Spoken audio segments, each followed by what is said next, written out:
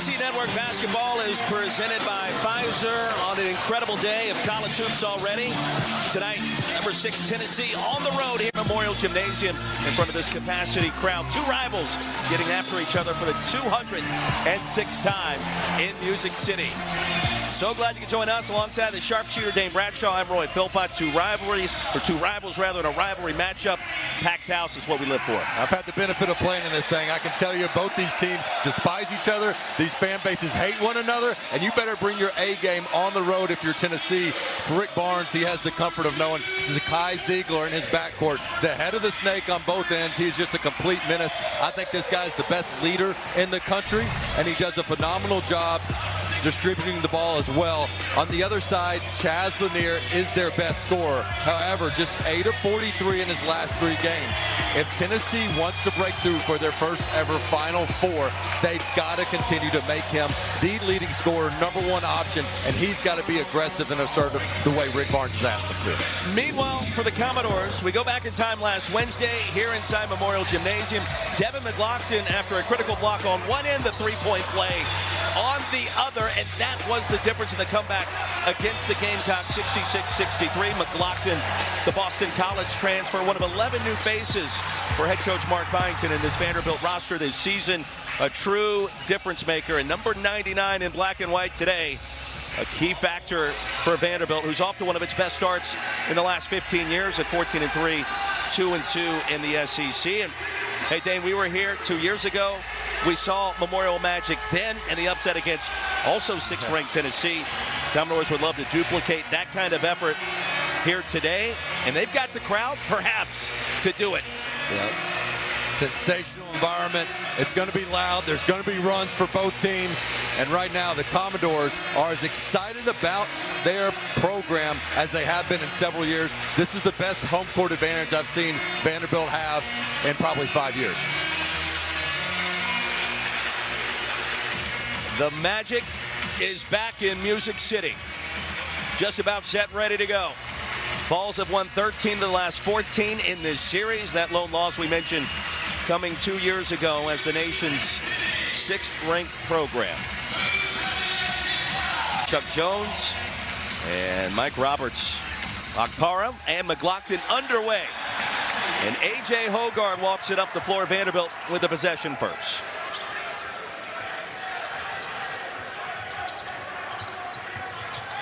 Tennessee off the win at home, or on the road rather, against Georgia. They're down by 1 at halftime, roared back in the second half. Here's Nickel after the pump fake, timer down to 5. McLaughlin for 3. Those shots Vanderbilt's probably going to have to make to pull off the upset. Their three-point shooting not elite in the win against South Carolina. It's going to have to be strong today. And I think they're going to have to take their first open look. They got Tennessee in rotations, which you rarely do. You can't turn down an open look. You don't know if you're going to get another one. Lanier, Ziegler, Meshack, Milicic, Akpar in the starting 5 again for head coach Rick Barnes.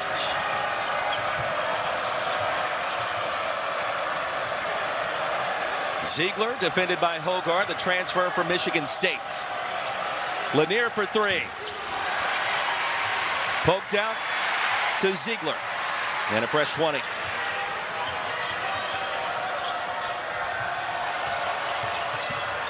Meshack.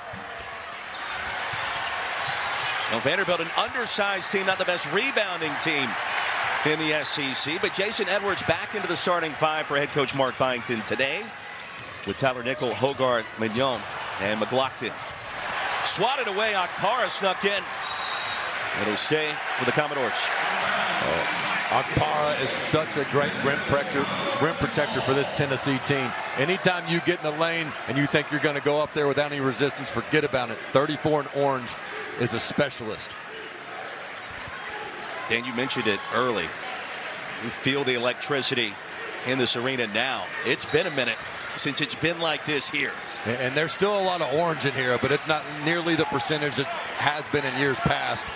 See if the Commodores can pull off some of that Memorial magic, as you alluded to. Still scoreless. Edwards will change that on cue. And it's a 3. He's got a really quick release. Dynamite scorer, really confident player. Must find him if you're Tennessee. 17 points per game for Jason Edwards, the transfer from North Texas.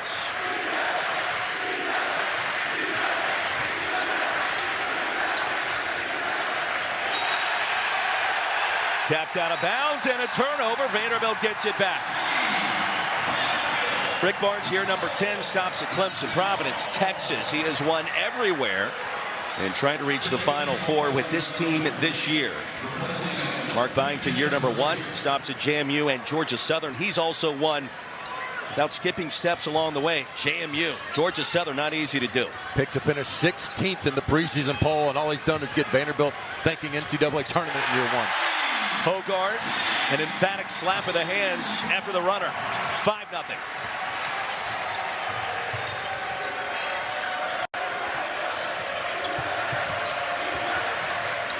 Here's Ziegler from downtown. And a nice response. 5-3. He has impacted winning so much for Tennessee, even when he wasn't shooting the ball well. But now that he's starting to find his confidence from deep, watch out. Feels like Ziegler's been in Knoxville forever. Nickel stops and pops from distance. He's an incredible shooter. That's what he's in to do at a really high release. Tough to contest when you're 6'7" and shoot it at the high point. Fast start for the home team. And boy, they've got Gainey in already for Lanier after the lackadaisical play with the turnover. Rick Barnes with a short leash right now at that spot. Contact, no whistle. Mignon remains down. Gainey at 19 at Georgia. Ziegler gets it back. Outside to Gainey, wide open. Well, too many second opportunities for Tennessee. You've got to make them one and done if you're Vanderbilt. When you get an offensive rebound, that is the best time to get an open three with the whole defense collapsed in the paint. If you can turn around, you're going to find an open man on the perimeter. He really has turned out to be a fantastic player in Knoxville with how he has developed. The 19 against Georgia, the majority of those points coming in the second half. Career high 7 rebounds as well. And he's the prototypical Rick Barnes player. Plays hard, gives you everything that he has, knows how to operate off those ball screens. And his athleticism. He came into at Tennessee, he's gained 20 pounds and added 5 inches on his vertical. You're used to hearing about kids bulking up, but to add that much vert is something else. You think I could do that at some point in time? I think so. If you put your mind to it, and if you get Garrett Maidenwall over there to work with you, but I think he's got better things to do. Hogard off the back iron. I need some assistance. That's all I'm going to say. 4 minutes in and a great start. 8-6. Ziegler the lob and the finish. Akpara. He just attracts so much help when Ziegler gets in the lane. That is the best part about Tennessee's offense is Zakai Ziegler's penetration. Tied at 8.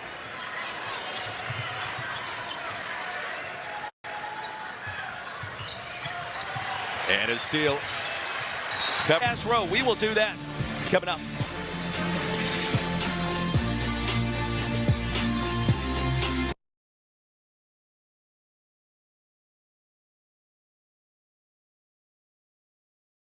Of Memorial Gymnasium. It was constructed back in 1952 as a concert hall and also a basketball arena. Both teams are positioned on the inlines here, not parallel to the scorer's table, so that part is different. But our broadcast location is also vastly different. We're going to take you below sea level here to show you our perspective.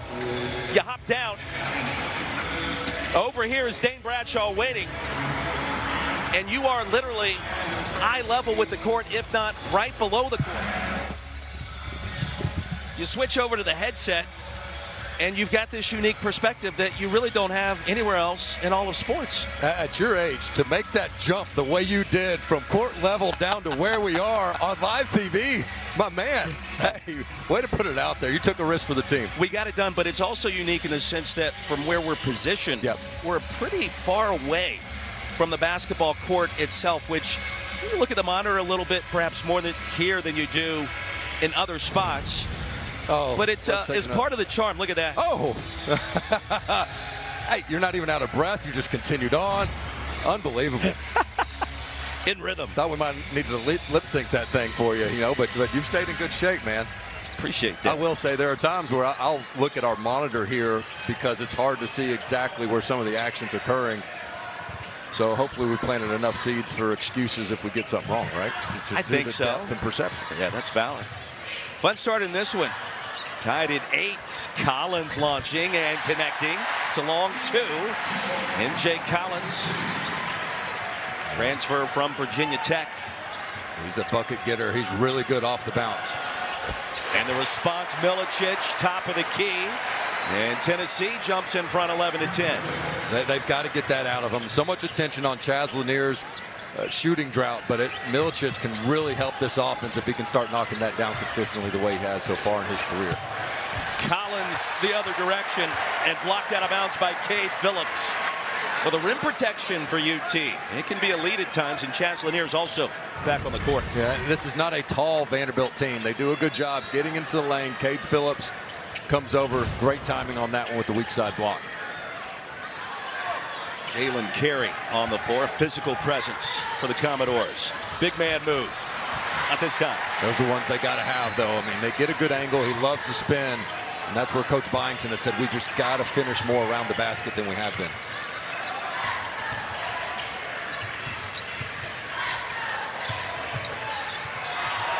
Outside to Ziegler.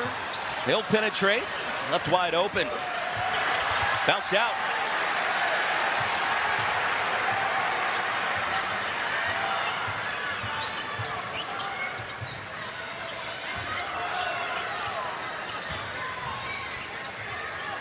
One-point game, 6 minutes in. Grant Huffman back on the floor after missing the last game in the win against South Carolina with an illness. Edwards a little tipsy-do. Wide open is Collins. And a foul called. Phillips with the hole picks up the personal. Well, against one of the best defenses in the country in the Tennessee Volunteers, I think Vanderbilt's penetration's been pretty good. They've been getting good looks. And 2 of 5 so far early in this game from deep for Vanderbilt, and they've not been great from 3. They've just been kind of pedestrian, but you just get the sense they might need to get 9 or 10 of those to go in this one. Given the fact that Tennessee really loves to help on penetration, you're going to get some 3-point opportunities. Carey picked up by Lanier. Tyler Tanner on the floor, freshman leader for the Commodores for the first time. He'll defend Zakai Ziegler. Freshman versus senior. Lanier from distance. 14-10 Tennessee. And when he comes off there ready to shoot it, he can get it off kind of like Klay Thompson. He doesn't have to really dip his hips. His shot ready. Nice possession there for Tennessee. Well, I like that comp right there. Well, he's got that quick release. Now he's got to do it consistently with that shot prep.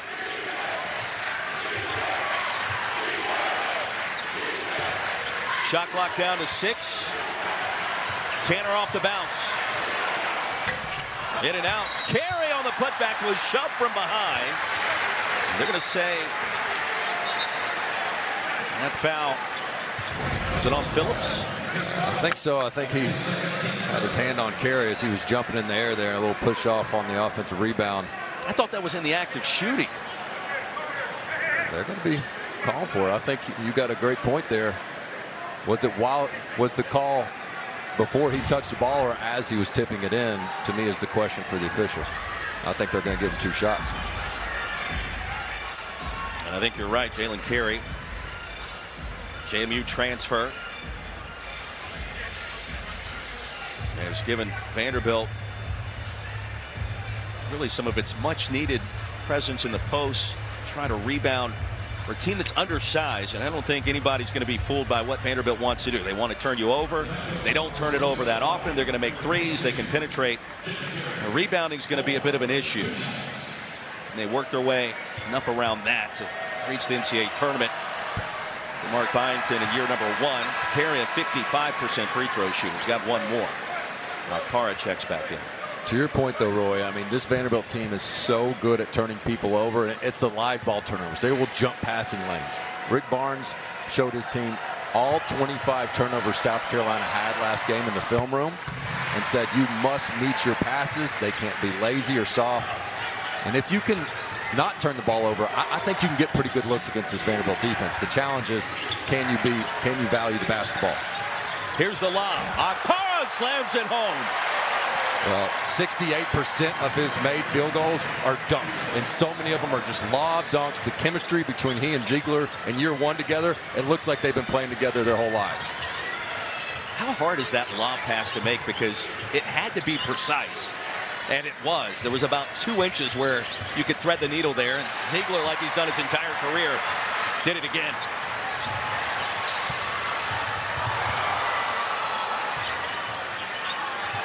Ziegler wide open, drains it. Well, you add that kind of consistency to his offensive arsenal, and Tennessee becomes a Final Four contender with certainty. Well, if there's one guy that's not going to get rattled on the road, it's Zakai Ziegler, and he kind of grins at the defender and says, "You're going to leave me open? Don't disrespect me like that." Ziegler, 2 of 2 from deep. Sixth-ranked Tennessee in the midst of an 11-1 run. They've hit 7 of their last 9, in part because, well, Zakai Ziegler knows where to place the basketball. Yeah, they've done this all season long. 2 in this one. Look how high this ball goes. That is a high lob. Almost goes in without even the lob.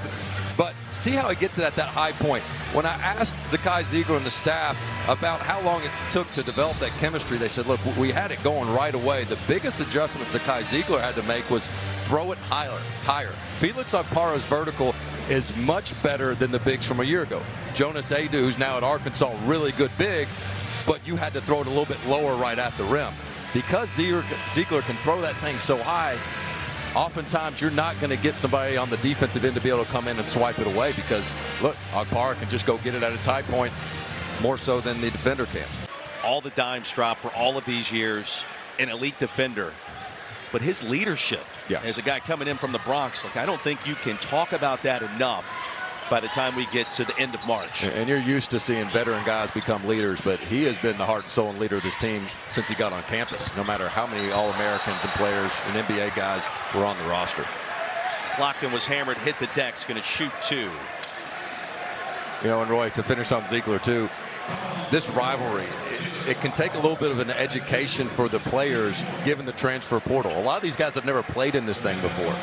But that's the advantage Tennessee has, is the continuity of their roster, where Zakai can be like, look, I've been on the wrong end of Memorial Magic before. I know what it's like, and we can't have that happen again. One more for McLaughlin. Don't forget, coming up next, we'll take it over to Mizzou Arena in Columbia. Missouri hosting Arkansas. At 6 o'clock Eastern tonight right here on SEC Network. Hogs need a win. Hogs need a win. Understatement, huh? Right? But how about that? They're winless in SEC play, yet Joe Lunardi has them right there on the bubble. And that's due to the fact of the depth of the SEC, the quality of the opponents you see in league play, and the work that was done in November, December. Bumped out of bounds. It'll stay on this, and Gainey lost the handle for a moment. Meanwhile, Mizzou, Coach Gates, Caleb Grill, they have found some pieces. They've stayed healthy. It's one of the most improved teams in America. Yeah, when you look at a win at Florida the way they had, you could certainly argue that was the best win any SEC team has throughout the whole season. This Tennessee team owns one at Illinois. Another lob, Okpara, and that's off the backboard. Tanner the other way. Vanderbilt is a little more stagnant offensively these last 3 possessions. Nickel. McLaughlin with a box out. Lost it out of bounds. Here's a great adjustment by Coach Byington. They said, we're not letting you get any more lobs. Ziegler's man, Tanner, is going to be the backside defender here. So you got 2 guys on that one lob opportunity. They left Ziegler over there in the corner and said, if you're going to skip it all the way across, so be it. We'll close out. But we're going to send 2 guys trying to take away that lob threat. Nice adjustment by Vanderbilt. Tennessee has started to put the clamps down defensively. Vanderbilt 0 for its last 5. After that 11-1 run by the Vols. And that last lob attempt by Lanier proves my whole thesis, how difficult it is and how easy it looks sometimes for these elite athletes to execute the lob to perfection so many times, and not easy to do if you actually try it yourself. Ziegler. Back iron. Meshack climbs. And a foul call, and that'll go on Mignon. His first. Well, Tennessee has missed 5 shots, and they've gotten the offensive rebound 3 times. You just can't have that happen if you're Vanderbilt. And as we said earlier, if you can take care of the basketball and not turn it over, your quality of the looks will be good, evidenced by Tennessee being 7 of 12 right now from the field and getting second opportunities several times. Ziegler behind the back. Meshack. I like how Meshack gets a go catch. I mean, he catches that thing on the go. Defenses don't respect his perimeter game, but he doesn't just sit there and settle and sit there awkwardly or take the bait on the jumper. Mignon, way too strong. And tracked out of bounds. It'll stay with Vanderbilt. 16 to shoot. Look where the nearest defender is on Meshack when he catches it. Nobody's guarding him, right? And he says, that's fine. I'm still going to be in attack mode, and goes right into the paint, gets himself a nice floater from 3 or 4 feet away. As a player, we've seen that for Meshack in teams and how they try to defend him, where they will back off. What does that do for you mentally? Because to me, it seems like that's a lot to process and think, well, the team doesn't think I'm good from outside. They're just going to lay off of me. Right. You've got to check your ego a little bit, not force shots. He was 5 of 5 last game. I mean, he can shoot it. It's just pick your poison defensively. What it does allow him to do is be a better screener. You can do dribble handoffs. He's attacking with 0 ball pressure. So those are the counters you have when a defense wants to try that strategy. But I want to score. I don't want to be a good screener. That's just me. Milicic in the air for a minute. Pops out to Ziegler. Never touched the rim. And Gainey's going to be fouled by Mignon with 4.9 on the timer. His second. No, Mignon's got a lot going on. He's going to get up in your grill defensively. And he'll have something to say afterwards more times than not. A little bit of a scramble mode here. Loose ball, everybody hustling for it. A unique lineup for Tennessee right now. I mean, a very small one where you've got Dubar and Milicic at the 4 and the 5. Gainey blocked by McLaughlin. And here's Hogarth. Up and in. He should take that every time. If he's got Ziegler on him, I think he's physical enough to handle Ziegler, and he's tall enough to shoot over the top. Now Milicic turned into a wide receiver, catches the touchdown. And that's the speed you get with this smaller lineup of Tennessee. Milicic at the 5, all of a sudden he is a jet at his position. First. Well, this is just running the floor, and great heads-up advance pass, and McLaughlin just gets beat down the court. Nice pass, nice catch, and nice adjustment, really. I mean, because this is a smaller Vanderbilt team, it gives Rick Barnes the confidence to say, hey, we can play a smaller lineup, and let's see how that works as we spread you out with 4 shooters. McLaughlin at the line, 64%. Hit the game winner against South Carolina. We showed you that earlier. One thing Mark Byington told us about Evan McLaughlin this morning, shoot around. Mr. Consistency. Every day you're going to get the same. And he said, you know what, good things happen to good people. And he quoted a coach from his past. And he said that really personifies Devin McLaughlin with this team. Yeah, he said his life habits are just impeccable. And he deserved to make that buzzer shot, and a memory he'll have forever, especially right in front of the bench. One of the cooler photos of the SEC season.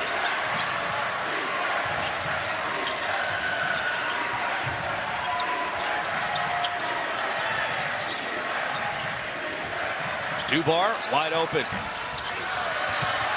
Hogarth. McLaughlin. 1 possession game.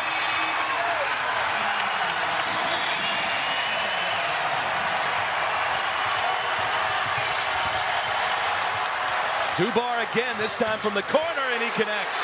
I think he likes the road better than home. We've seen him make big shots at Illinois, at Texas, and doesn't hesitate on his 2nd straight attempt from the corner. The lead back to 5. Hogarth picked up by Meshack. Spun down awkwardly. And a jump ball. Goes back to Tennessee. McLaughlin does a nice job because as he flies at the shooter, he just says, I'm going to keep running down the court. He contested Dubar's 3, And Ziegler was caught watching the offensive rebounding efforts. Didn't think the big man could run like that. 99 says you better get back. 6'7", 230 coming right in your kitchen, number 99. Big men never get to snowbird. Like, that's a rarity. He saw an opportunity and said, you know what, for once in my life, y'all kick it up to me. It's a good feeling for him, right? Absolutely. Fun start in Music City. 26-21. Tennessee's won 13 of the last 14 against Vanderbilt. Commodores this season at 14-3 already, 2 wins in the SEC. And according to our good friend Joe Lenardi, and he's already in the bracket bunker, he's got the Commodores in the tournament as games began today. The qualifier there is he had the Commodores in as the last team in the field of 68. Milicic saves it to Ziegler. Deep 3 at the buzzer. And a shot clock violation.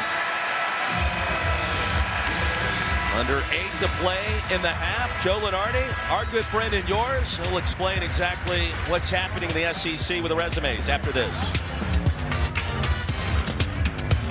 What bracketologist Joe Lenardi is telling us. Tennessee currently on the 1 line along with Auburn. And Dane, you asked the question, how good is the SEC this year? Men's college basketball so good you actually need 2 pages to look at all the teams in the field. 13 in fact are in right now, including Vanderbilt, part of the last 4 in the field. Every team looks at their schedule. Play, you were just sitting there trying to survive and not have any bad losses. I mean, there was only a couple of true quality win opportunities, but those days are long gone.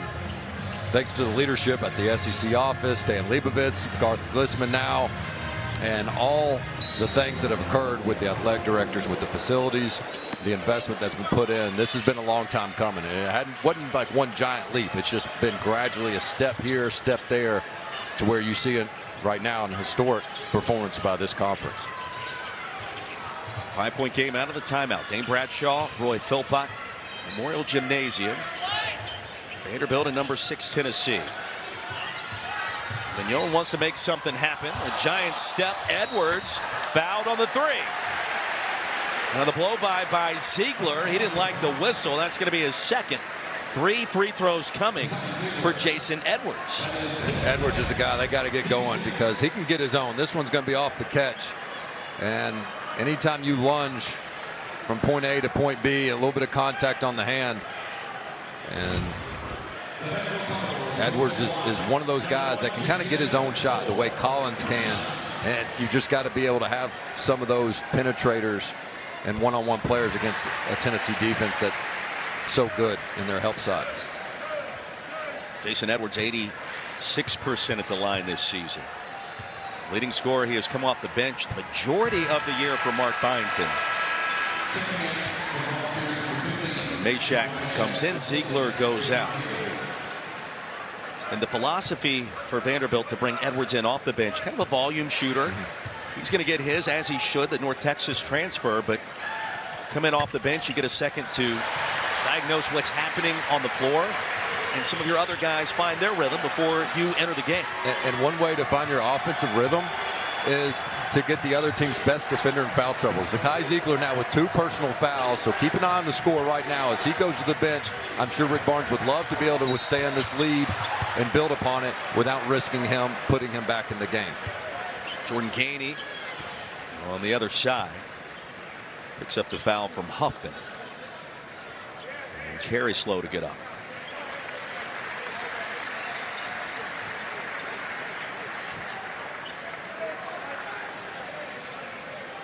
I think he just landed awkwardly there.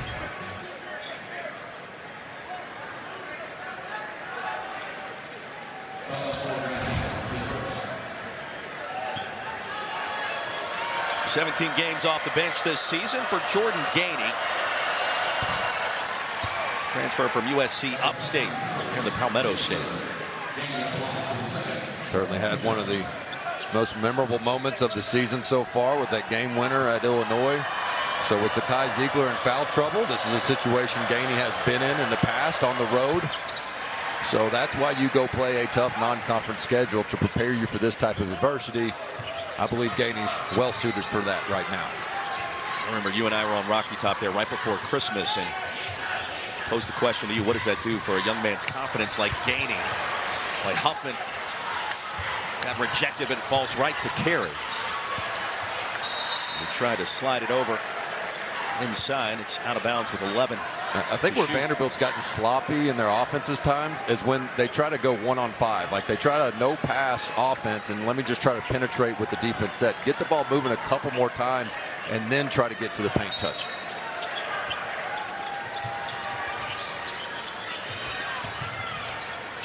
Here's Edwards. Mignon. Mignon gets it back. Up and in. One of the foul. But you can keep a camera on number 30 in white, Chris Mignon, the entire game and be wildly entertained. There's a lot happening on either end of the court. He's always in motion. Coming off that first team all Ivy League unanimous selection, shows you his potential and athleticism going at the rim. There's a steal by Collins.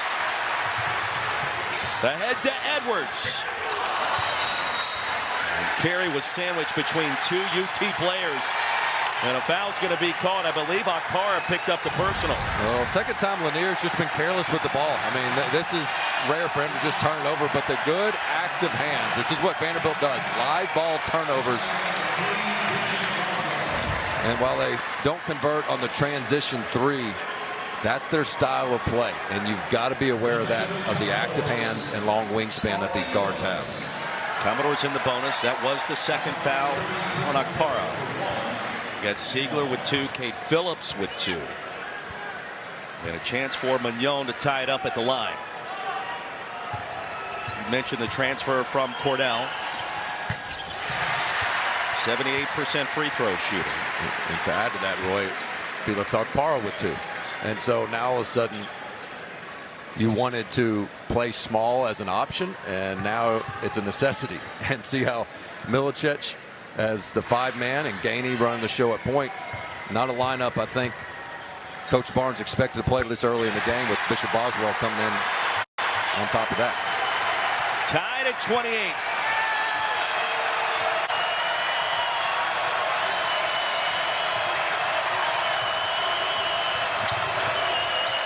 Gainey the step back. And a foul inside. And it's starting to get a little physical. Jason Edwards trying to climb the ladder to pick up the rebound. Call for the infraction. 14 foul. Keep an eye on one as he kind of loses position there and checks Meshack. He didn't do much climbing. Gainey blocked on the 3. Carey the rejection.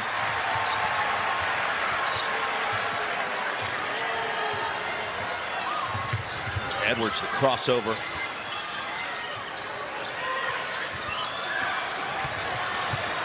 Couple of big man moves inside, and Carey gives Vanderbilt the lead back.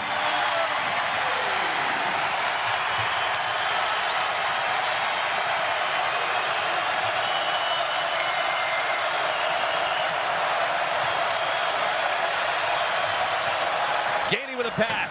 Missed the dunk and a late whistle. And a blocking foul called under the rim. What a frenetic pace back and forth. Vanderbilt imposing their will on the smaller front court, and then Gainey really reads this screen well, goes up at the rim, and it was just that little hip right when he went in the air that caused him to get off balance that I think they got Mignon on. That's his third. I like this substitution that's about to occur from Rick Barnes, putting Kate Phillips in. You don't have great depth at the 5 spot. Remember, J.P. Estrella had that season-ending injury earlier this year, but now Kate Phillips checks in despite having 2 fouls, just to keep that force down low. Mignon, constant chatter. Walking back to the Vanderbilt bench. Something to say to the crowd. Yelling at his teammates enthusiastically. Yeah, I love it. At the Missouri game, anytime he'd make a 3, turn around and let the front row know about it. Gainey missed them both. 81% free throw shooter. An opening for the Commodores. McLaughlin inside to Carey. And number 22 is going to shoot a pair.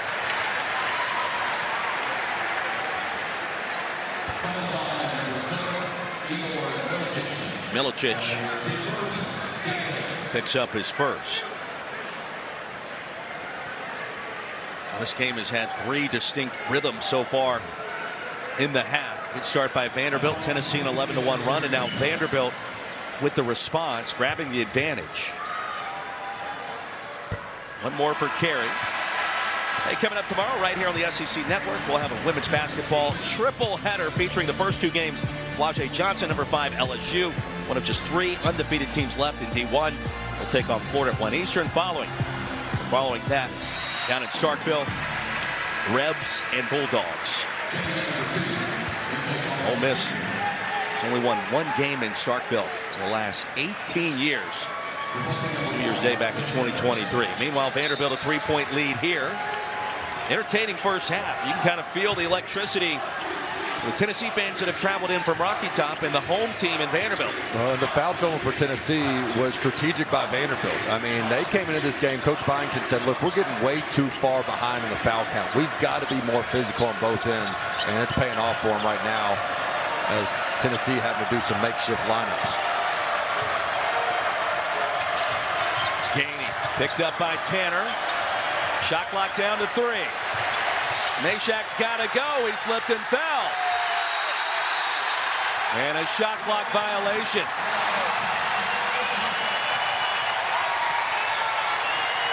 Well, you hear this crowd roar as they should. Tennessee started 7 of 11 with only 1 turnover. Now they're 3 of their last 11 and with 4 turnovers. So this is starting to become the pace and style Vanderbilt wants of just being a complete pest on that end of the court.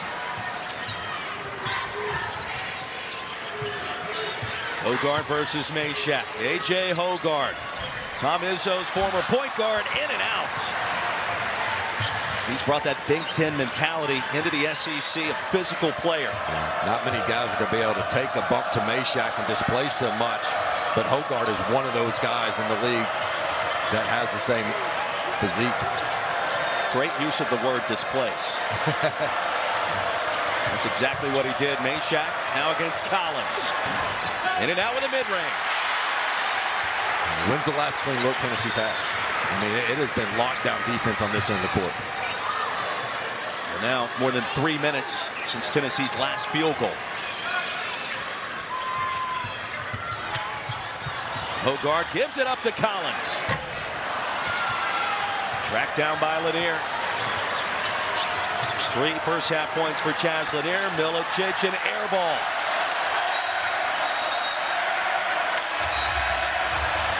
.3:13 to go in the first half. Vanderbilt with possession and a 3-point lead when we come back to Memorial Gymnasium.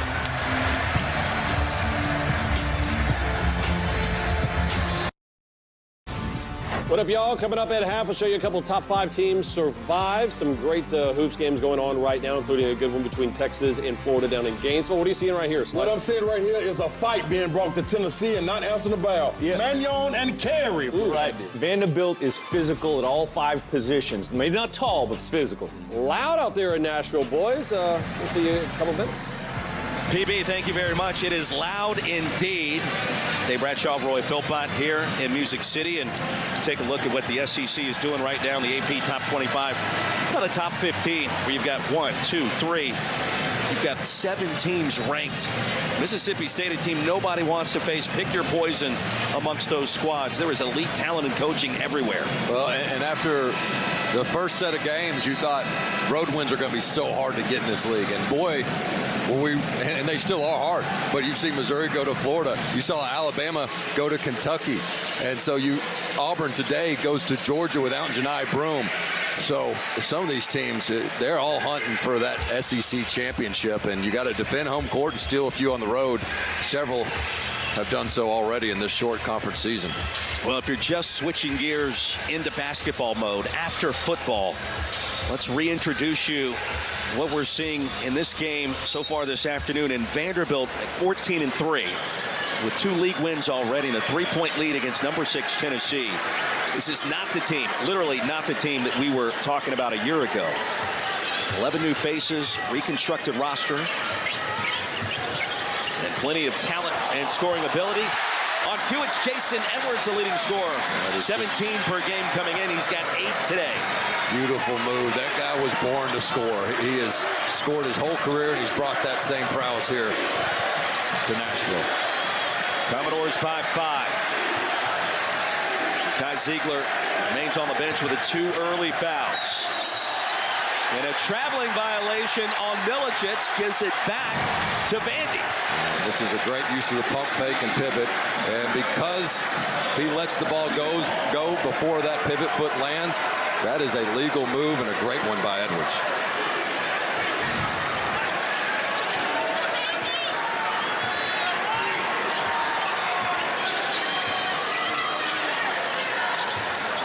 Under 2.5 to go in the first half.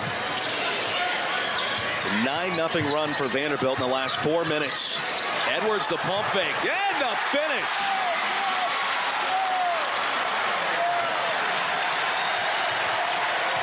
(35-28). And a timeout called by Tennessee and head coach Rick Barnes.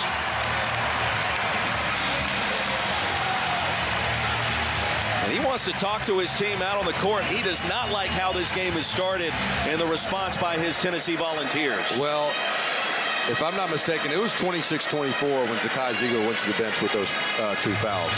So you're looking at an 11-2 run by Vanderbilt. And I do not think it's a coincidence that when your playmaker on the offensive end and your head of the snake defensively is out of the game, you've seen what's happened on the road with an opportunistic Vanderbilt team.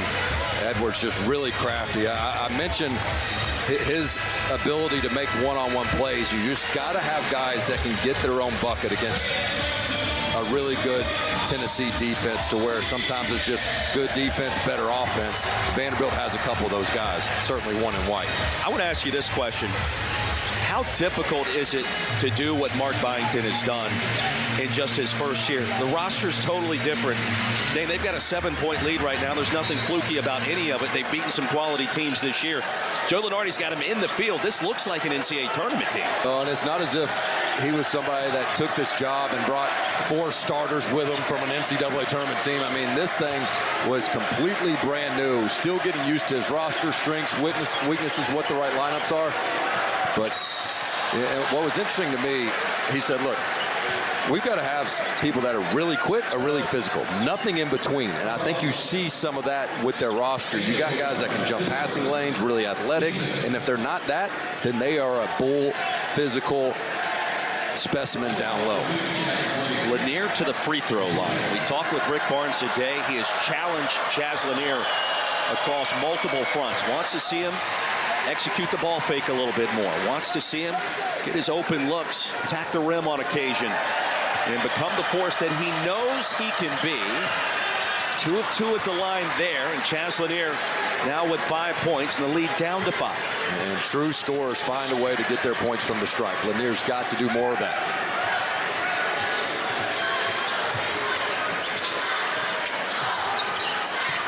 Bogard to Carey. A spin move by the big man. Tennessee doesn't ordinarily like to switch, but if your teammate gets held up, then it becomes an automatic switch. All of a sudden, Cade Phillips, the rim protector's out there at the 3-point line. Vanderbilt says, mouse in the house, down low for Carey. Jalen Carey, 6 points, 6 rebounds.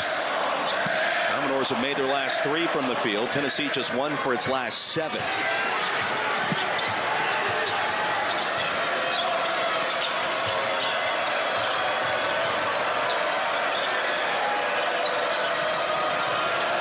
Open look from distance. Chaz Lanier and a big shot near the end of the half. The lead down to 4. Big time shot for him and his confidence. And I think that starts with him seeing a couple freebies at the charity stripe.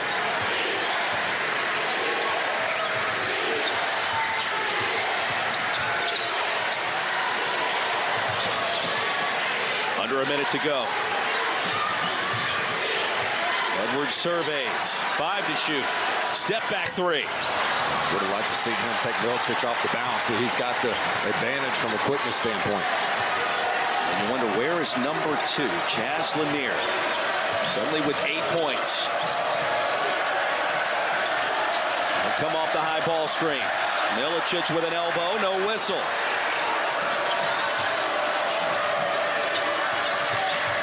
Bounce pass to Gainey, inside Milicic. Bump from behind, and 2 free throws coming for the Vols.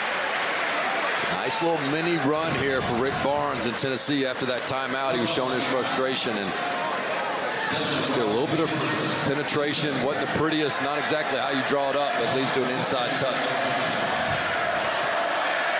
McLaughlin picks up his first. Tennessee in the bonus. Only 26 seconds remain.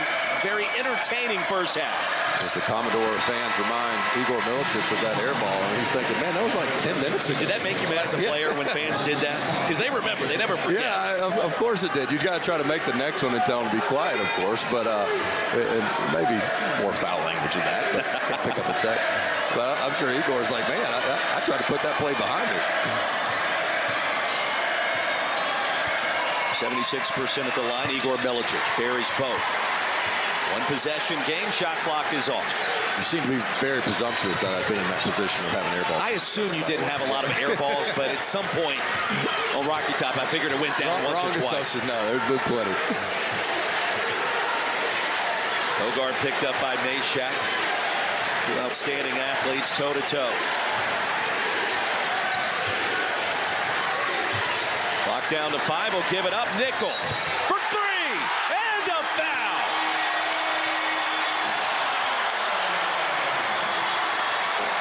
How about that? You get it to Hogarth in the pick and roll. See if he can get something, a little pick and pop, as Nickel.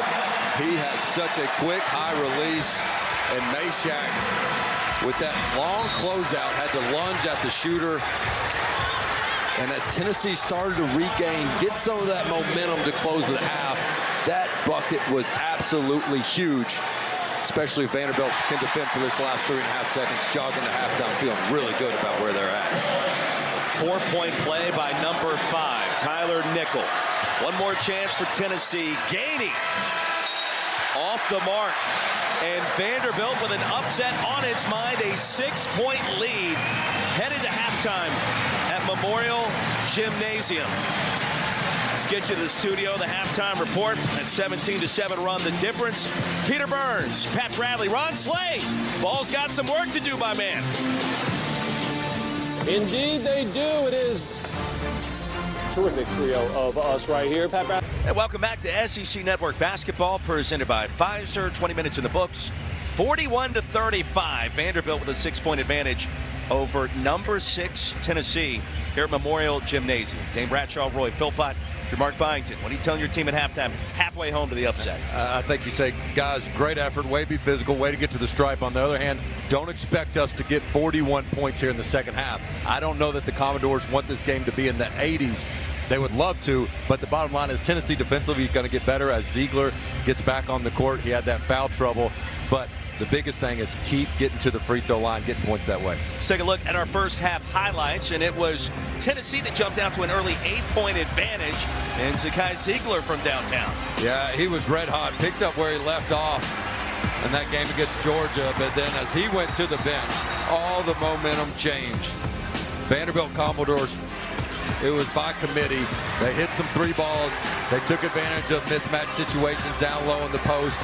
Again, with that foul trouble, they dominated the paint. And then as Tennessee tried to get some of that momentum back going into halftime, that was a huge, big-time momentum saver for Vanderbilt. See if they can't carry that over here into the second half. And you look at those paint points, that's unusual because Vanderbilt is not a big, tall team.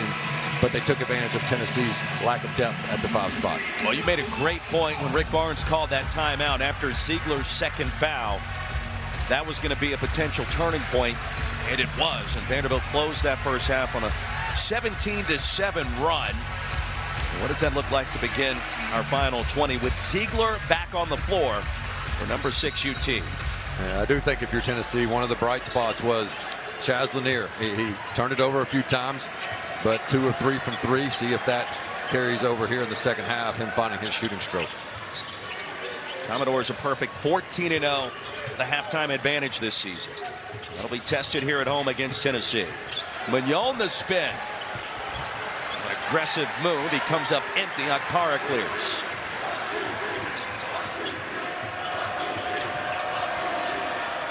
You know Ziegler is going to be a stabilizer. Feels like he's led the SEC in assists. For that matter, steals for the better part of 3 seasons. Mignon just shadowing Lanier. They want others to beat them, not 2. Milicic going to shoot 2. Well, Milicic does a nice job there. He loves to drive right. And because there's no help defender coming from that corner, same side corner, because they're hugged up on Lanier, that makes this a one-on-one opportunity.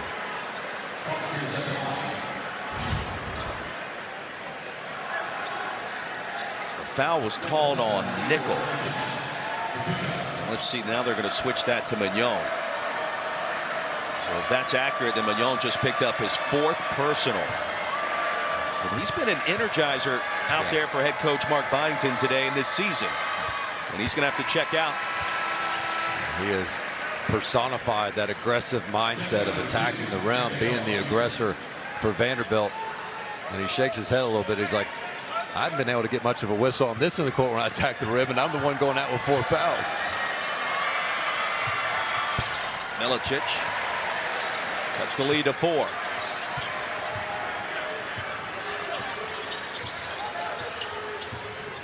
High ball screen for Hogarth. Collins replaced Mignon moments ago. Hogarth picked up by Okpara. Crossover mid-range. Not that time. Somehow saved and then turned over. McLaughlin with a rebound. Gave it up to Meshack. Good job by McLaughlin hustling back. I thought for sure Tennessee'd have a 5-on-4. Milicic left open. That's a 3. And a big-time start by Tennessee. The lead down to 1.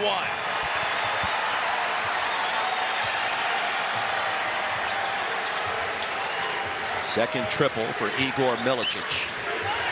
26% three-point shooter coming in. And ball pressure of Vanderbilt.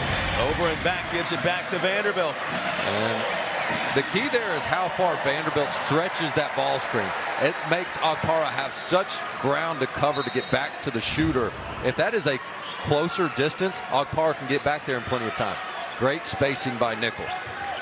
Well, you can't talk about this game without the importance for Vanderbilt in the resume. The last team in the field, according to Joe Lunardi right now, and a long ways to go until mid-March and Selection Sunday. The block by Okpara. Parham's out of bounds. It'll stay with Vanderbilt. 5 to shoot. But you want to talk about a resume builder, potentially an upset here against number 6 Tennessee. Definitely be that. Oh, I mean, this game right here, while they'll have plenty of opportunities, if Vanderbilt could find a way to win this, this could very well be the difference between their name being called on Selection Sunday or not. Felt like you just dropped the mic right there. Edwards does it on the 3. Lead back to 7 just like that.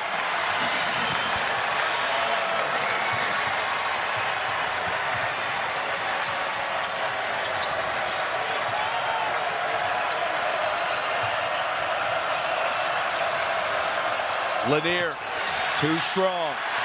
Pops out to Hogarth. Underhand toss to Edwards again. And the lead now to 10. And a timeout called by Rick Barnes. He's seen enough. Memorial Magic alive and well. Edwards is smelling upset, and this is the loudest I've heard Memorial in 5+ years.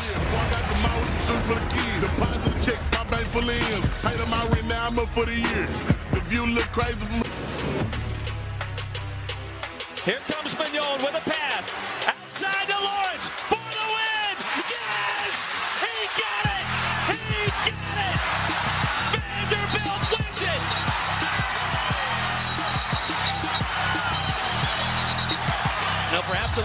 early for our Good Hands play, brought to you by Allstate, but a trip down memory lane 2 years ago, sitting in this very same spot, the upset of number 6 Tennessee, which, well, you wouldn't believe it unless you saw it again. The same exact ranking by the Volunteers here today, who currently trail by 10. Dave Bradshaw, Roy Philpott.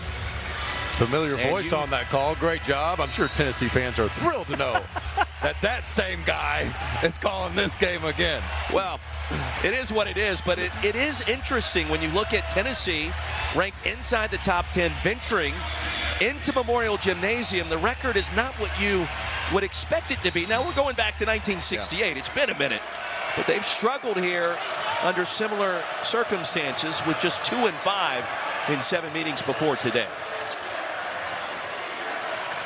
All right, if you're Rick Barnes, what are you telling Zakai? What are you telling this team after what we've seen here to begin the second half? They've got to try to get some dribble penetration. They have not had good paint touches. Ziegler bounces it out of bounds. And Vanderbilt causes turnovers, but some of these are carelessness. We see Ziegler, that's right hand, strong dribble, open lane. You just got to keep control of it. Chaz Lanier, careless with the ball. And those turnovers are starting to stack up.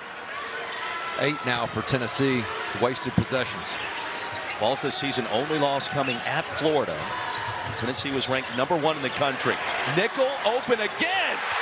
It's like a layup to Tyler Nickel. The lead swells to 13.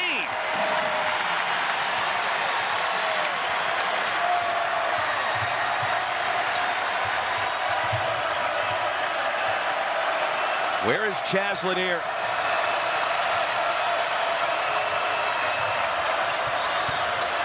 This time Akpara, the spin, and the jump hook and a foul.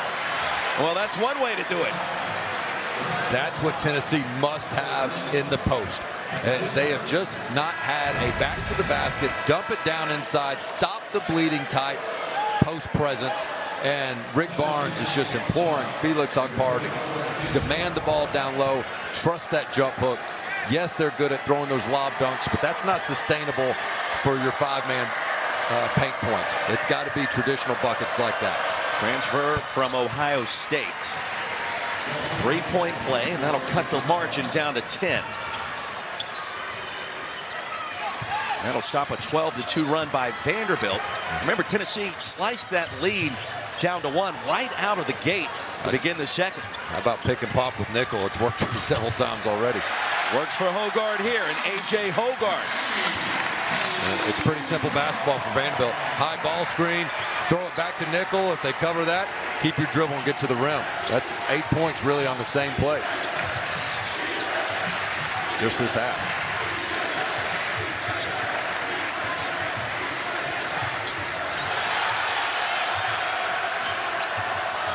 Lanier behind the back, contested 3, and he rolls it right in. How tough was that? I mean, they have been glued and shadowed him, and that time gets just enough space. If he can see it, he can make it. Dane, he's now in double figures with 11. Averaging 18 per. Edwards, the layup. This Tennessee defense is being shredded right now. And Vanderbilt's good offensively, but it's not as if they're the talk of the country with their offense efficiency. Edwards has 18 points. Lanier, no. Akpara, yes. Mark Byington wanted a goaltend. 57-48. And because they did not call it a goaltend, I don't believe they'll be able to review that one at the break. Tough screen on Gainey. Hogard missed the layup. Game, we played 5 minutes in the second half. It feels like we played 25. Lanier open.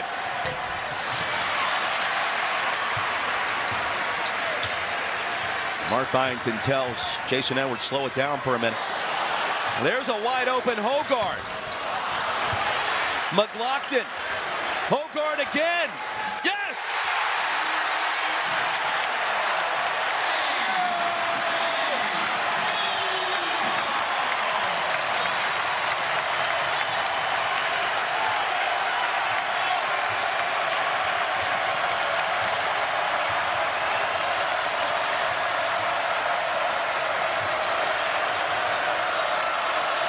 An upset brewing in Nashville.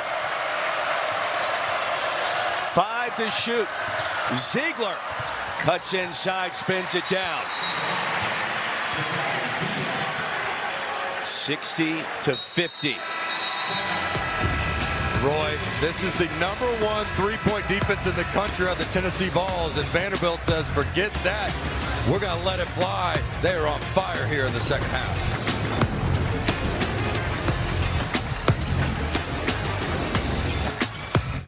Well, what a start for Tyler Nickel, the Virginia Tech transfer, already with 13 points this afternoon. Coming into the game, 101 of his 132 field goal attempts on the year were from 3. So you know that's what he does. He's a marksman, but that distance on the pick and pop has really given Tennessee problems. And what's so uncharacteristic about tonight is look at Tennessee's three-point defense on the season. That is the best in the nation, and it's really not even close.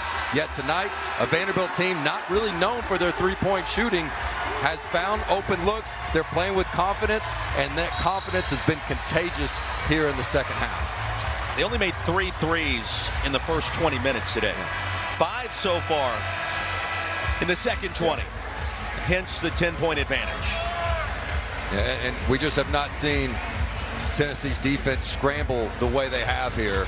And so look for Rick Barnes to make an adjustment. I don't know if, hey, when it's ball screen, we're just going to automatic switch out, because right now they're getting beat on the recovery back to the shooter. So maybe a quick switch and say, hey, bigs, you're going to have to guard their point guard a little bit. And guards, you're going to have to close out on that tall shooter. What a day in the SEC so far. Alabama on the road at Rupp. Found a way against Kentucky. Georgia and Auburn out in Athens came down for the final 0.3 seconds, and Auburn survived with a 2-point road win without Janai Brew. That game's going on right now, including here in Nashville. Vanderbilt's trying to spring another upset against a top 6 team in Tennessee. Carey inside. So Tennessee did decide to start switching on the perimeter, but what that did is leave Carey down low on Lanier, forces his way into the basket. Crossover by Ziegler. Trying to lob it up to Akpara, and a foul's called. So Akpara does a nice job coming on the weak side here to try to help Lanier, but that's just a tough 2 at the rim. Lanier has had a few of those post-ups. He's held his ground early in the game, but then Carey's starting to get in a rhythm when he feels a guard on his back. I thought Ziegler was trying to pass that off to Akpara. They're going to say he was in the act of shooting. One more free throw coming for Zakai, the senior, Long Island. And Lanier to the bench. He started to heat up here in the second.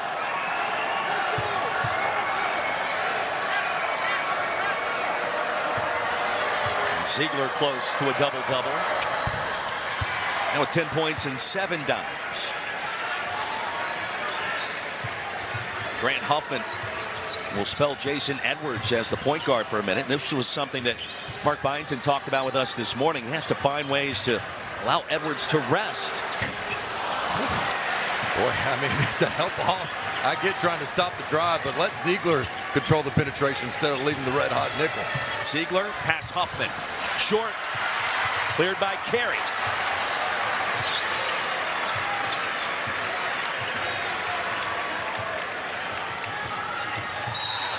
And a bump, Akpara. That's going to be his 3rd.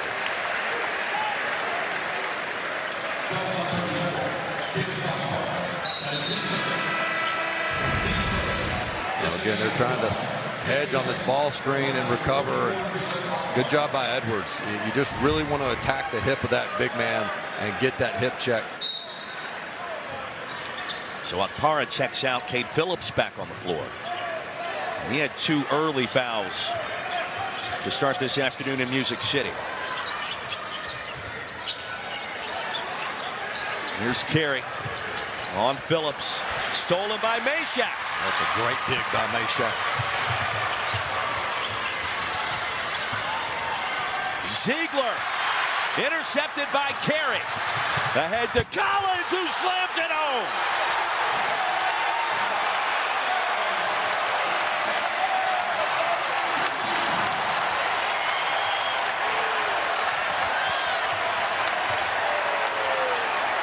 Every run by Tennessee, Vanderbilt has responded.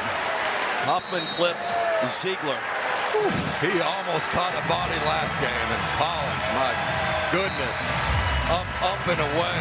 I mean, he had his eyes thinking, I'm going to get a body, I'm getting up there. There's no cell service. That's straight airplane mode by Collins. Commodores, 12-point lead.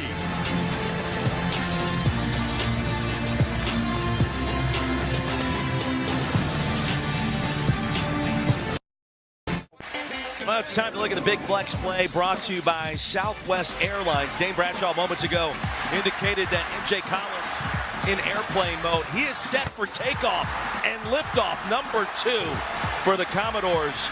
Still on the way up, Dane. Yeah, he could have dunked that on a 12-foot goal. That was just incredible athleticism by Collins. You're going to see that one on SportsCenter, SEC Now. And you know who I'm feeling for the worst right now? Former ball Ron Slay in studio. He's going to have to call that highlight several times. He's loving it. Award-winning artist Jelly Roll in the house. Vanderbilt Athletic Director Candace Story-Lee. And a couple of pictures directly beside us moments ago. And Jelly Roll received a very nice standing ovation by this capacity crowd at Memorial Gymnasium, which, by the way, is coming unglued at the seams today. This structure, built back in 1952. I don't know how many times it's been this loud, but it's been pretty loud this afternoon.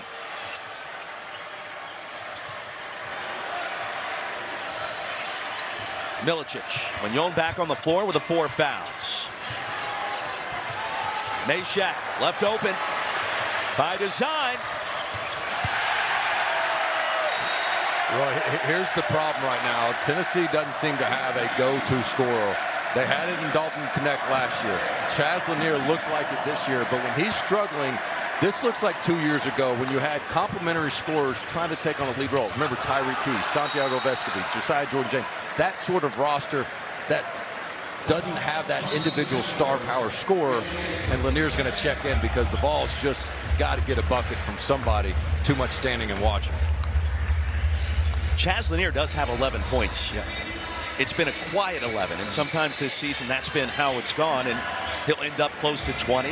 Tennessee wins. We're on to the next game. Does he need to be more assertive? Does he need to be more aggressive to kind of become the go-to guy? Yeah, and I think he's been taking good shots typically. His only problem this game has been the turnovers.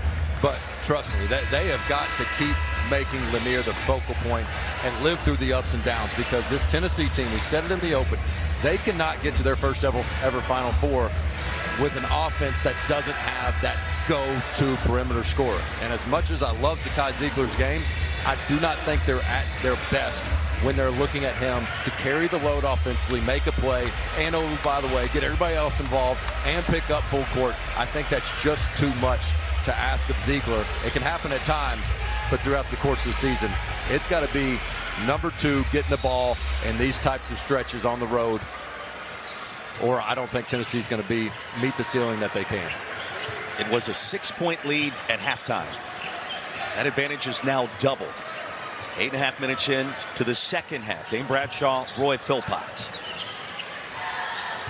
Vanderbilt has hit 5 threes so far in the second half. Carey was clipped all the way up. And 2 free throws coming from Jalen Carey. Tennessee has just been giving up a lot of ground. I feel like when Vanderbilt puts their shoulder down, that one power dribble, they are getting deeper and deeper underneath the rim and just burying Tennessee's 5-man.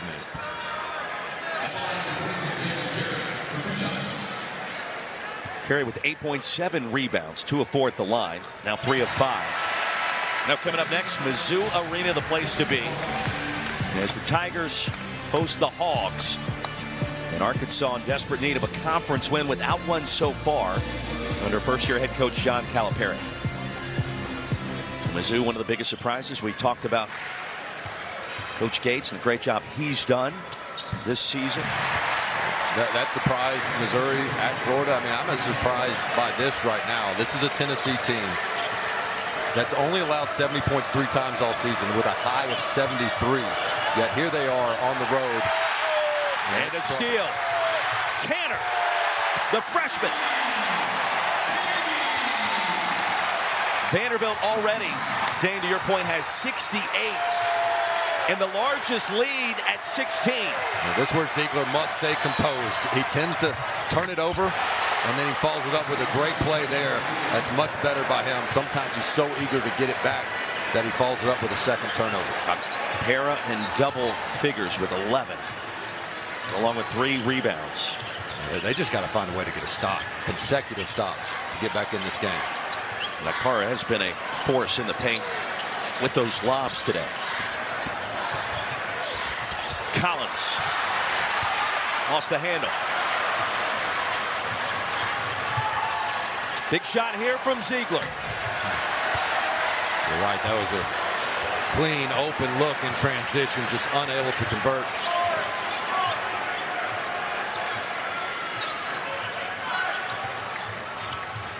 Halfway home in the second. And now Huffman slipped and fell and traveled.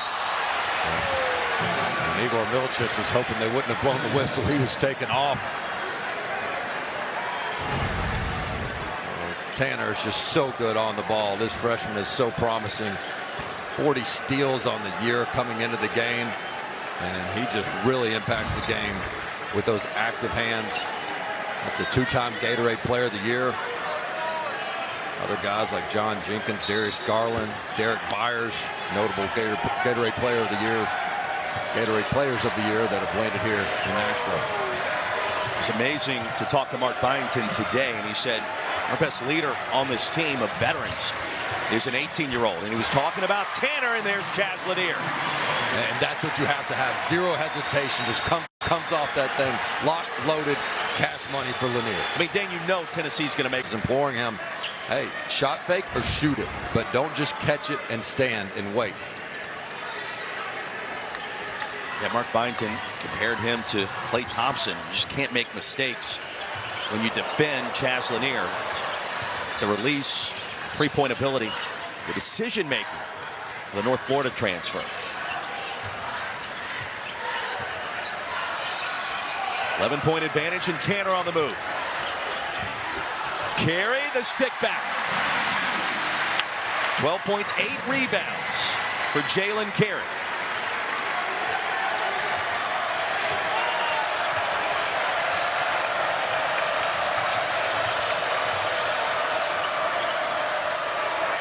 Vanderbilt trying to move over 500 in SEC play.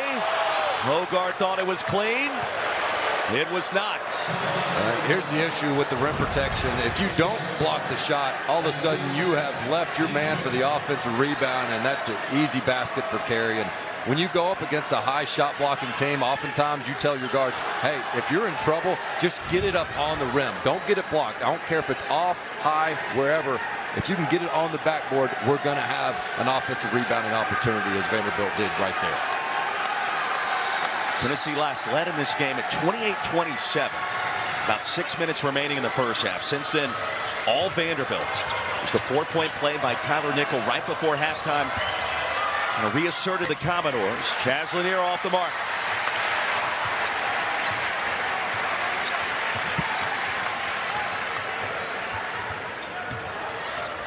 Commodores known for pulling off the upset. It's not only ranked Tennessee teams here, top 10 teams coming from Rocky Top. Edwards, well, you feel like he wants it here. He'll take it. Milicic, an important rebound.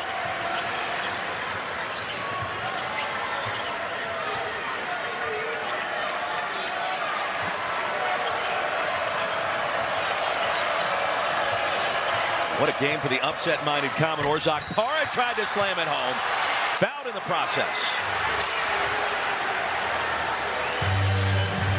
Well, their go-to player may be Chaz Lanier, but their go-to play is pick and roll and throw that thing up to Felix Akpara.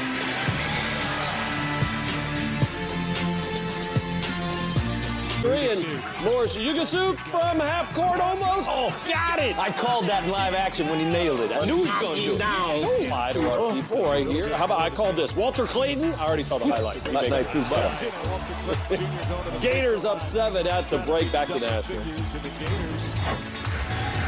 37-30, Florida still in the top 5 with that advantage against Texas here in Music City. 70-57, Vanderbilt leading 6th-ranked Tennessee. Dane Bradshaw, Roy Philpott, you and I were talking about this whole setup during that last time out.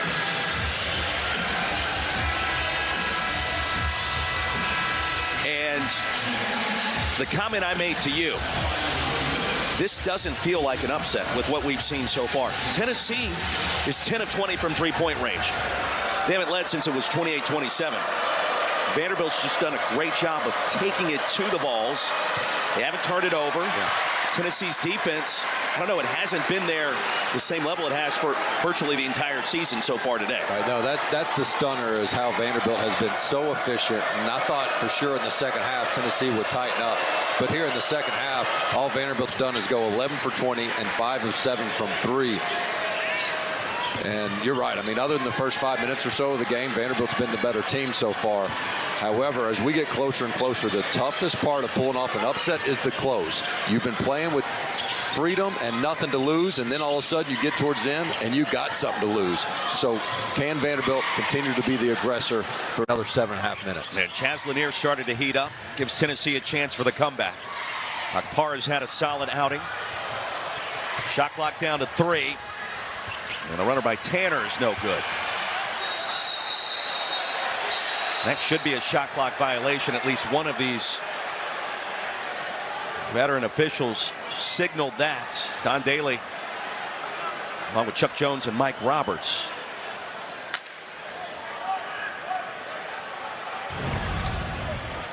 I thought it was a violation. Yeah, I think they're trying to see, was it a jump ball before the shot clock went off? I'm seeing red lights well before the tie-up. They're going to take a look. Don Daly marching over towards the scores table. But Roy, to me, the overarching theme here, as we hear for the official review, call on the court was a jump ball for the record, and let's see. And this would do way more for Vanderbilt than it would hurt Tennessee. I mean, this potential win could undoubtedly be what makes or breaks their NCAA tournament chances, as we've mentioned. And can you tie it up with your feet? Look, good effort by McLaughlin. And at that point, the shot clock had already expired. And in a game of possession, if you're Tennessee, you certainly want to, you'd rather get the ball back via shot clock as opposed to via possession arrow, and that would go back to Vanderbilt on the next one. We mentioned the wild day in the SEC so far. The road win by Bama at Rupp. Auburn survived in Athens by just 2, and Georgia got a great look to tie it up at the end of regulation and came up just short. And here in Nashville, Vanderbilt trying to pull off another upset against top 10 Tennessee. If I'm like what we saw 2 years ago. If I'm Tennessee, I enjoy this stoppage and play. Like anything to just kind of. After review, ball hit the rim, loose ball, held ball, favor of Tennessee. So the reset with the shot clock, no violation there. And the held ball, the arrow pointing in Tennessee's favor.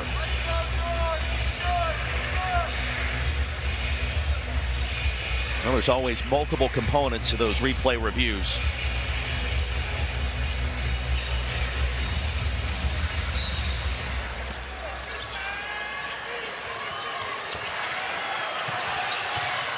Dan, you think about it, we're still that mid-January range. Games like these, like this, and what we're seeing today, many more to come in SEC play.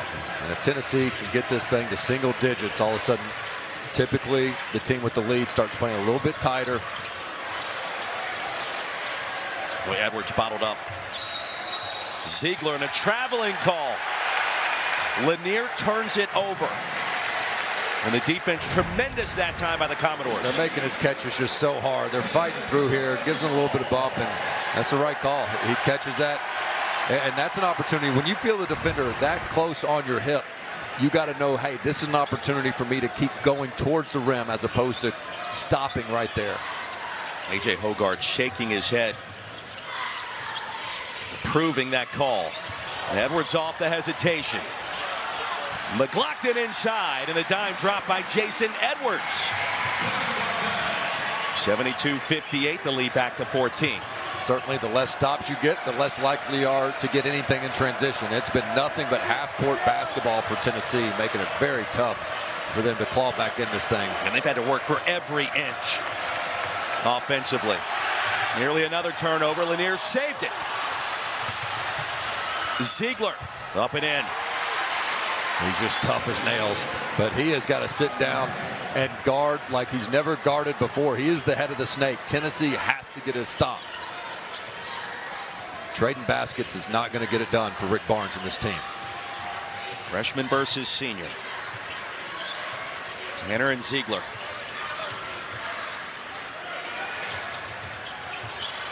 Hogarth. It's these moments where he's excelled this season. Not this time. Never touched the rim. That will be a shot clock violation. And if you're Vanderbilt, you don't love that possession, of course, but at least it's in a dead ball situation. And Mark Byington told us earlier today, there's always one play a game where Hogarth does something and we're like, hey, what's going on here? And he goes, you got to live with it because he does everything else so well. And if that's the worst that happens, then I think Coach Byington's going to live with that for sure. McLaughlin will check out. And Carey back on the floor.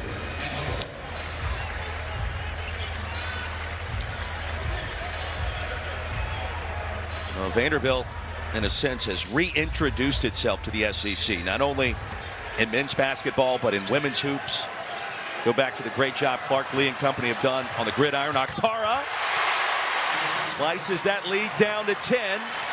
And a lot of basketball left to be played, and a lot of UT fans in the house starting to make some noise.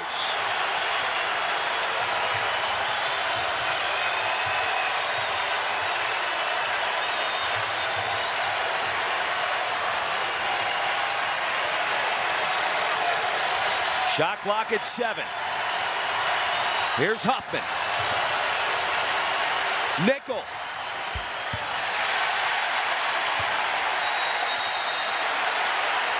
Out of bounds.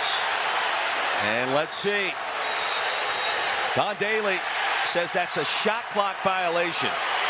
It goes back to the Vols. 2 possessions in a row. Vanderbilt has gone so late into the shot clock. And I think Coach Byington really wanted to get one of those pick and pop situations with Nickel. And it's going to hit nothing but backboard there. Right call. And then you can feel momentum starting to turn a little. Milicic is going to utilize a timeout. 4:58 to go.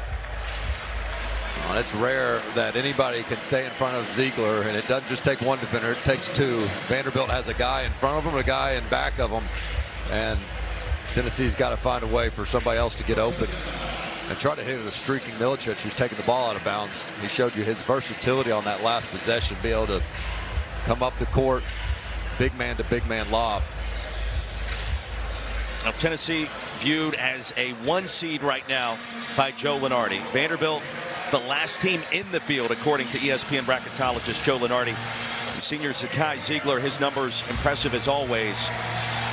But you mentioned it.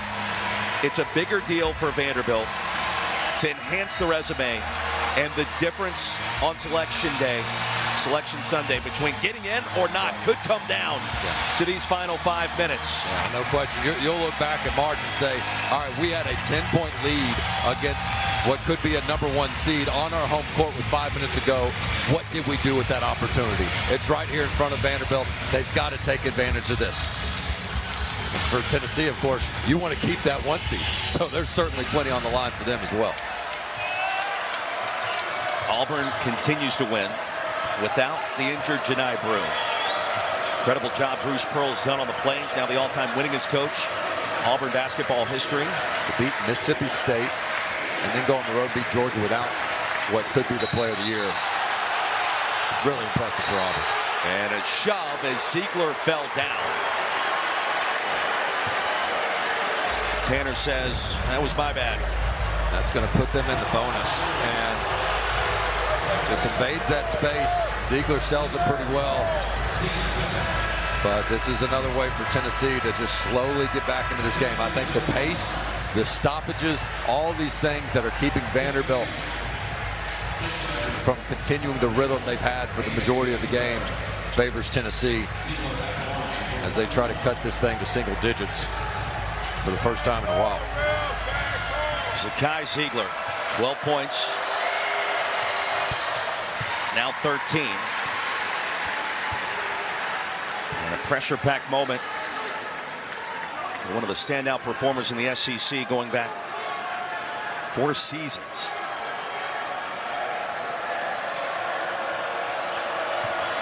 Vanderbilt built a 16-point lead and has now been sliced in half.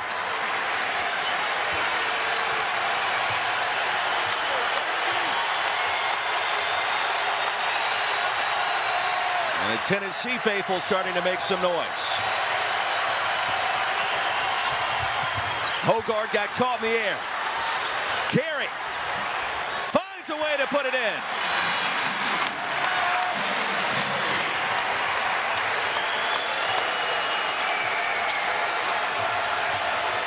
Lead back to 10. Ziegler, Alab, Akpara make it 8. His 10th assist. Zakai Ziegler now with a double-double. His penetration is just, it kills opponents. And great heads-up lob there on this end. I think Vanderbilt continues to get good looks off this ball screen action with Nickel. They've either had the pop or a good driving lane. Hogard on Milicic. Draws the foul. And A.J. Hogard shooting 2 when we come back. Well, Tennessee's back is against the wall, and Zakai Ziegler is unafraid on the road, no matter the deficit, trying to will his team to a comeback victory.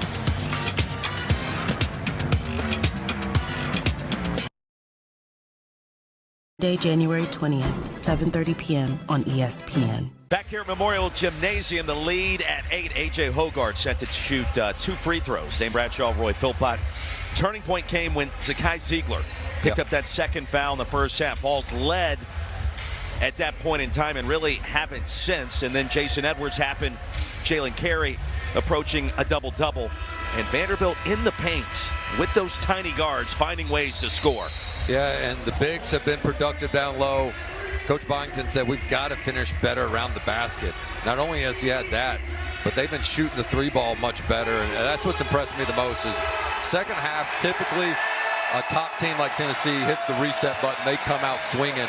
And they had a pretty productive offensively to start the second half. But Vanderbilt took that punch and just did a counter punch of their own. 5 of 8 from deep here in the second half. But now this is where the game is won. And can you close this out on your home court?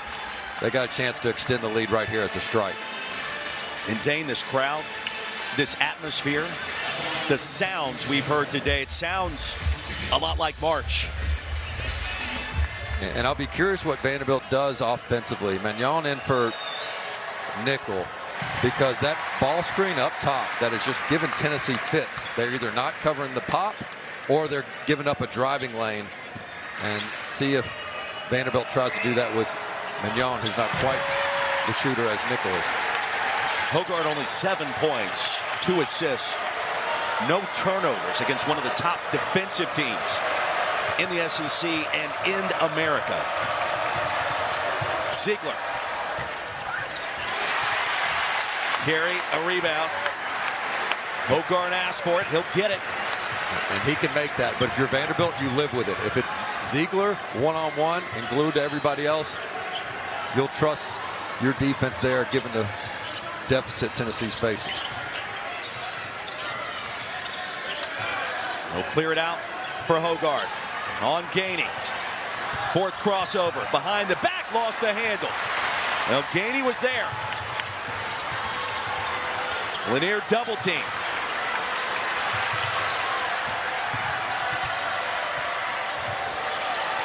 Ziegler. Blocked out of bounds by the freshman Tyler Tanner. And if you're Rick Barnes, you just thought for sure that was going to lead to some sort of transition 3 opportunity, but Vanderbilt gets back, closes out, gets matched up. Really good job of not allowing Tennessee to find an open look despite having numbers. The lead remains at 10.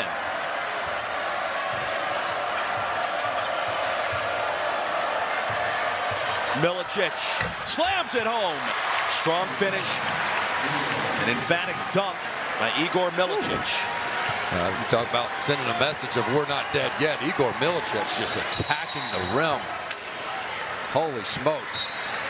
This is the aggressiveness you want to see. Teams kind of sit on that right hand. He likes to drive right, but he says, look, I got a left hand too. And just coming off 1 foot there outside the restricted arc. That is such an athletic play by the big man. He can shoot it, he'll rebound, he can pass it.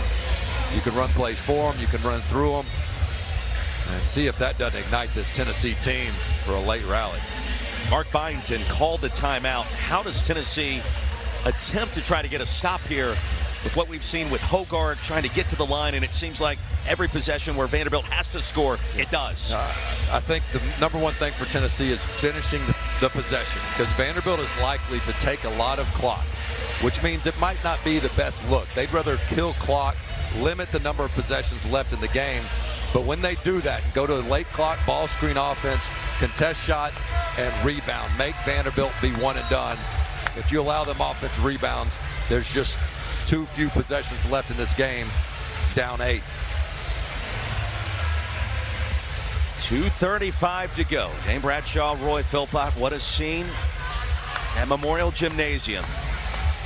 First-year head coach Mark Byington in search of that first really big upset and a chance to accentuate the NCAA tournament resume. I mean, then you figure if he holds on here, he gets a call from Joe Lenardi later today. Coach, you're in. What a job. Nickel to Carey, outside to Edwards. Cleared by Akpara. And they did a bunch of double teams to try to speed Vanderbilt up to not allow them to waste clock. Lanier, Ziegler. Hogarth right on top of him, and now Milicic. Hogarth a rebound. They have defended Tennessee's cuts, the handoffs, the back cuts so well here on these recent possessions. And a foul called on Chaz Lanier. Ball still with a foul to give. Make that 2 fouls to give. Tennessee running out of time. And if you're Vanderbilt, you got to wonder, hey, maybe not take the bait. They're double teaming us, trying to get us to take a quick shot. It's a risk, but pull it back out. Dangerous pass. And it bounces out of bounds. Right over the head of our trusted analyst. Boy, I mean, there's nowhere to go to there. You got your big man Carey right there in the middle. Just got to settle down. Don't let the pressure bother you. But with an 8-point lead, Mark Byington says, hey, got to have a short memory. Move on to the next one. Nickel and Edwards check out. Mignon and Tanner back on the floor. Ball still with an opportunity, trailing by 8. Milicic off the pump fake, make it 6.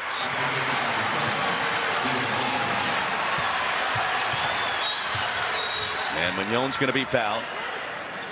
Now Milicic, we've seen him attack the rim now 2 of the last 3 possessions. Yeah, he's understood time and score.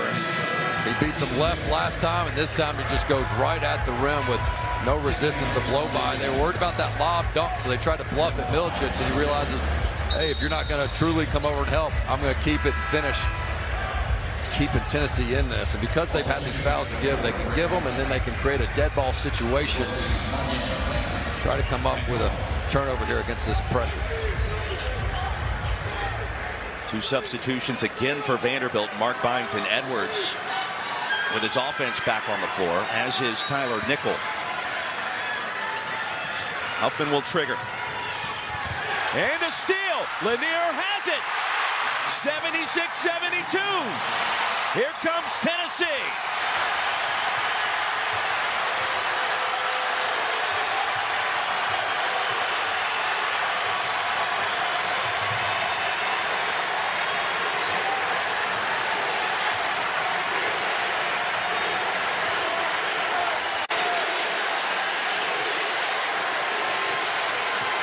On Lanier.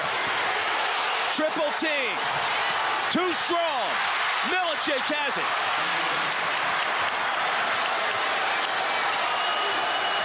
Basket here makes it a one-possession game. Ziegler. Foul. Tennessee has trailed by as many as 16 points in the half. A chance to cut it down to 2 here. Got a hand check there, and Ziegler was trying to find Gainey coming off those screens. Vanderbilt is denying those cutters on the perimeter. Puts his head down, draws the contact. And on the previous pressure set, I mean, if you're Vanderbilt, you just got to meet that pass more aggressively with 2 hands. Good deflection by Tennessee to create the steal, but must be strong with the ball. This is that intense and the pressure that comes with trying to hold a lead. When you're the underdog, you've been playing loose all game, and now you got to come with the close. Vanderbilt getting very tight right now. One possession game. Ziegler perfect at the line, 5 for 5. And a 7-0 outburst by the Vols. They are right back in it.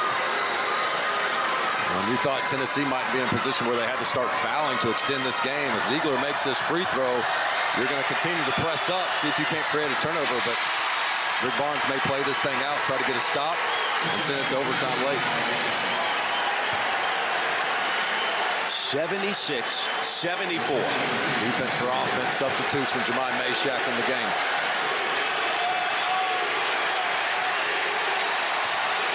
A lot of fans made the trek from Rocky Top, and you can hear them loud and proud now. Full court pressure. Edwards was open. Nickel did not fire the pass in his direction and is fouled by Ziegler. So it's interesting what the situation is here, because had he not fouled, you could have played that out and still had 15 on the clock. But now that he does foul, there's not, what, an 8-second differential.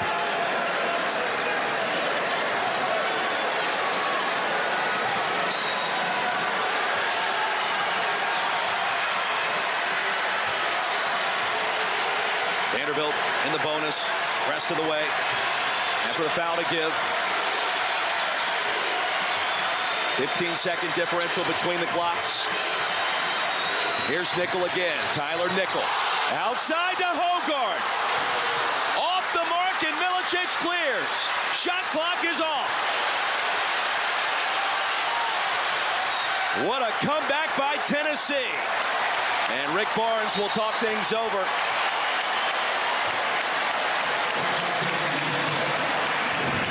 Well, they got the look they wanted here late. Drive, draw, contact. And good open 3. They've been making those all second half. Off the mark. And what a rally here by Tennessee. Igor Milicic driving the lane several times. Ziegler getting to the free throw line. The turnover on the press has him in position to force overtime or possibly get the win. And Rick Barnes, in these situations, he likes to have the ball in Ziegler's hands and try to get Lanier or Gainey coming off those staggered screens. And if they're not open, then Ziegler get into the ball screen or attack the rim. An 8-0 run has been the difference for Tennessee down the stretch. Number 6 Vols are right back in it with a chance to tie or grab the lead. And so my question for you, you mentioned Ziegler with the ball in his hands. Does Rick Barnes want to go for the win here, or what do you expect? No, I think you want to be aggressive and come off those curls hard. You're in the bonus, get to the rim, try to force overtime. If you can force overtime, all the momentum is on your side. This will be a deflated Vanderbilt team if you get this to overtime. Obviously, if the three's wide open, take it. But if you're Vanderbilt, you got to just continue to deny Chaz Lanier and others the ball. And I think take your chances with Zakai Ziegler trying to go one-on-one in the paint, make him finish over length and contact. Top 10 Tennessee teams inside Memorial Gymnasium, going back to 1968, have not fared well. Vanderbilt wants to enhance its NCAA tournament resume. 11 seconds and change away from potentially doing that. Vols are trying to complete an amazing comeback. Down by as many as 16, and here we go.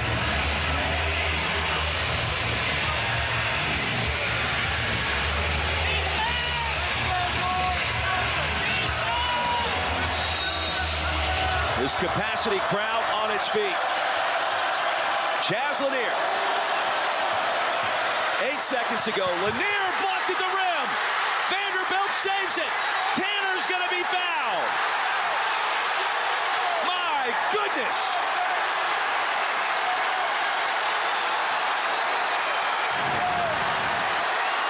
How about the defensive effort by Chris Magnon?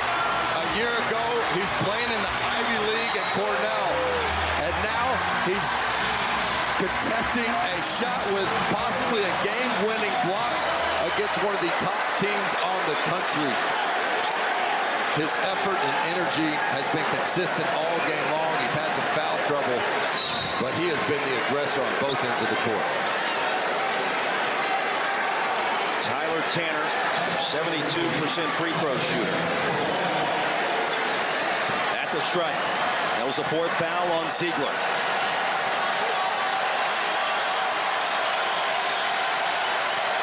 Vanderbilt with 1 timeout remaining. Comes up short. Lanier's got it, and he's got to go, but he was fouled. Chaz Lanier was fouled. Oh, my goodness.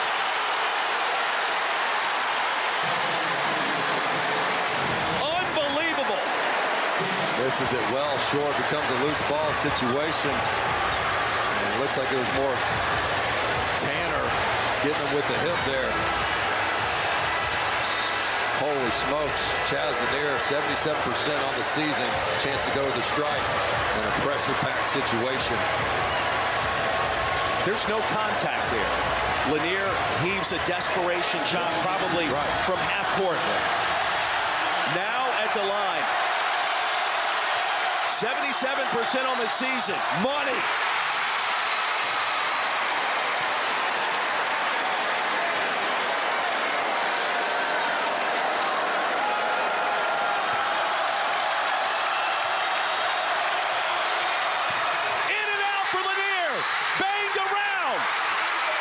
Saved by Vanderbilt, and that'll do it! Memorial Magic lives on!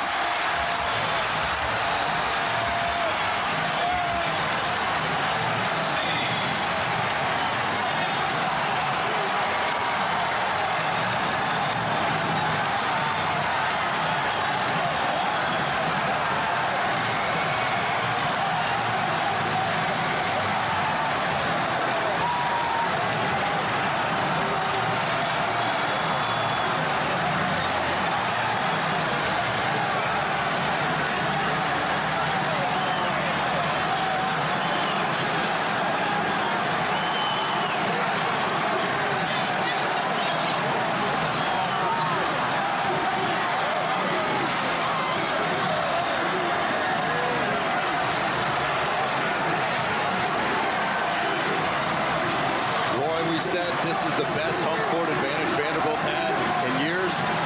Just look at the court right now. I think it'll tell you that helped will these guys to victory. It wasn't pretty. Vanderbilt found a way. Mark Byington, wow. 76, 75. Vanderbilt makes a statement in its home gym. The Commodores pull off the upset. Let's get you back to the studio, gentlemen. Take it away. What a scene in Music City. Feed it to my veins what college basketball here in 2025 is in the SEC. Vanderbilt knocks off 6th-ranked Tennessee 76-75 despite a 9-0 run for the Vols.